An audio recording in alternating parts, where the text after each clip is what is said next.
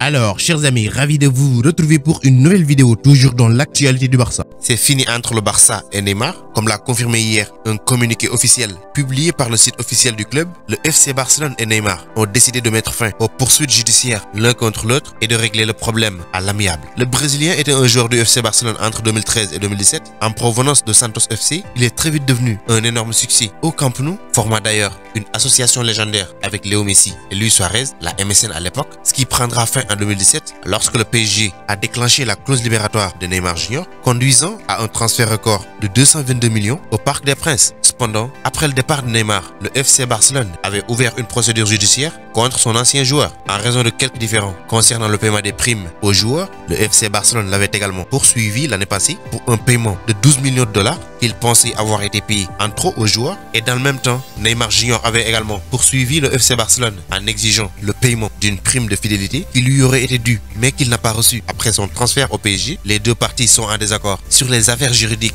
depuis un certain temps maintenant, ce qui a également constitué une pierre d'achoppement dans tout retour potentiel au FC Barcelone de Neymar Jr. Maintenant, Barcelone et Neymar sont parvenus à un accord pour régler le problème à l'amiable, mettant ainsi fin aux procédures judiciaires des deux côtés. Pour rappel, en 4 années au FC Barcelone, Neymar a joué 186 fois pour le FC Barcelone et marqué 105 buts, remportant la Champions League en 2015 ainsi que d'autres titres et honneurs. Désormais un joueur du PSG, il a 29 ans et il a récemment signé un nouveau contrat avec les Géants qataris jusqu'en 2025, donc un contrat à long terme, ce qui a apparemment mis fin à tout espoir de retour en Catalogne à l'avenir. Basculons maintenant dans un autre dossier. Alors cette fois il s'agit de Illich Moriba, et selon les informations du Mundo Deportivo, le FC Barcelone est prêt à faire monter la barre dans sa tentative de lier le joueur à un nouveau contrat. C'est un produit de la Masia et a connu sa percée la saison passée avec l'équipe A sous Ronald Koeman. Il a 18 ans, il a réussi à marquer un but, 3 passes D, toutes compétitions confondues, faisant également une bonne impression. Et à l'approche de la campagne 2021-2022, il semblait que Moriba serait prêt à jouer un rôle plus important avec l'équipe première de Barcelone. Cependant, des doutes très importants ont surgi sur son avenir en raison de sa situation contractuelle. Vous le savez tous, il est dans la dernière année de son contrat avec Barcelone et a refusé un nouveau contrat car tout simplement ses attentes et ce qui se trouve dans le contrat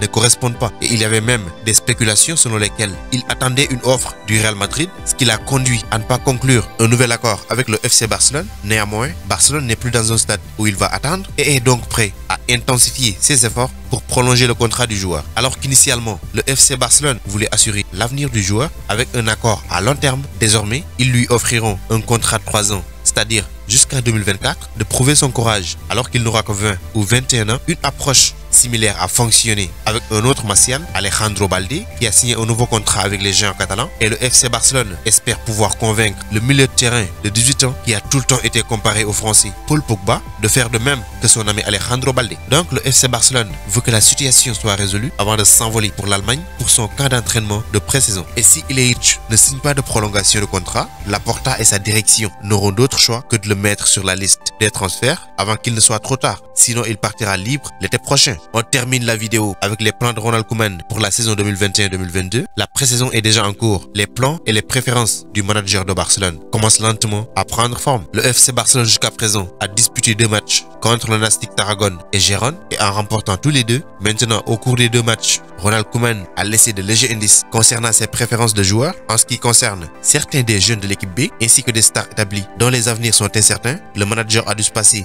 d'un certain nombre de ses options préférées pour les matchs amicaux. Néanmoins, les minutes accordées aux joueurs servent d'indicateur, ne serait-ce que dans leur position dans les plans de Ronald Koeman avant la saison prochaine. À cet égard, les choses s'annoncent certainement brillantes pour le jeune attaquant Youssouf Demir, signé cet été en tant que prêt, et en plus pour l'équipe B. L'Autrichien a commencé les 2 matchs jusqu'à présent et a impressionné le monde de par son talent, à tel point qu'il est apparemment préféré au Massian, et ce dernier a déjà annoncé qu'il ne jouerait plus avec la réserve du FC Barcelone, me laisse un peu dans le doute concernant son intégration dans l'équipe A, et ces genres de paroles vont certainement faire des gars. Iñaki Peña, un autre joueur de l'équipe B du FC Barcelone, est entré en jeu lors de la victoire contre le Nastic Tarragone à la place de Neto, mais a joué tout le match contre Gérone, indiquant que Ronald Koeman pourrait préparer le diplômé de la Masia pour un rôle accru dans la configuration de l'équipe première la saison prochaine. Alors que depuis 2 semaines maintenant, le gardien brésilien est lié à un départ, le jeune Nico González Iglesias est un autre joueur qui semble bénéficier d'une grande confiance de la part du manager de Barcelone, étant préféré à Miralem Pjanic, qui lui aussi est annoncé sur le départ. Au milieu de terrain, on a 2 joueurs qui ont bénéficié des minutes, tels que Sergi Roberto et Riqui Puig, ce qui pourrait être le signe d'une implication accrue du duo la saison prochaine. En défense, on a Gérard Piqué et Samuel Umtiti qui ont gagné des minutes dans les 2 matchs. Umtiti, malgré l'avenir assombri par l'incertitude, reste un choix pour la saison prochaine. Maintenant, reste à savoir s'il s'agit d'une démonstration de la foi de Ronald Koeman ou d'un sous-produit d'un manque d'options. Pendant ce temps, l'implication d'Alejandro Balde au poste d'arrière gauche, associé à sa récente prolongation de contrat, devrait être un signe clair que l'adolescent est sur le point d'être utilisé comme couverture pour l'Espagnol Jordi Alba. Pablo Paez Gavira, connu sous le nom de Pablo Gavi, il a 16 ans et il pourrait être le prochain joueur de la Masia pour la saison prochaine, alors que la nouvelle saison se rapproche de plus en plus. Et en plus de cela, d'autres joueurs devront rejoindre le groupe comme Ronald Araujo qui a repris les entraînements hier. Il y a Eric Garcia, Pedri González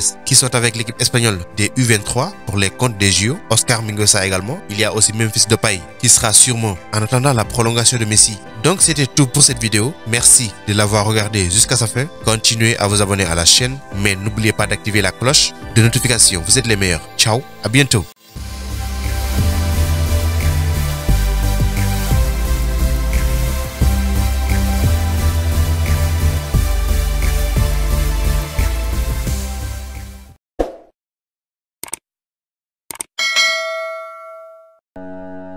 Pour échanger avec moi directement, c'est possible sur Instagram. Le lien se trouve dans la description, donc rejoignez-moi là-bas, ainsi que sur Twitter et même sur Facebook.